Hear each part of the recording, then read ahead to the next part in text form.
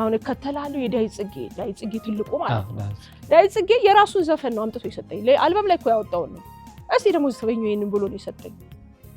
ብዙ ሰው ነው ያቀም ኦሪጂናል የተሰጠኝ ለኔ ብሎ ይሰራው ነው የሚመስለው ብዙ ሰው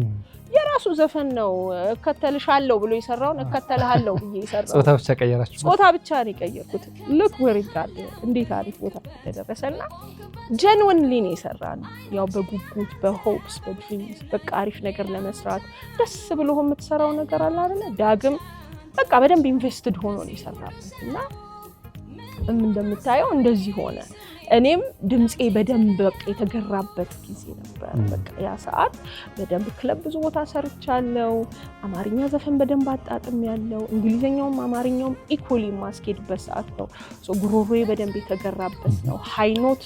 ማንንም የማይደርስበትን ሃይኖት መንካት እንቻልኩበትና ምናምን የራሴን ከለር ይዤ ወጣሁበት ስለነበረ it was unique plus ይሄ ዘመናዊ ብለን የምንለው አለ አይደል I gave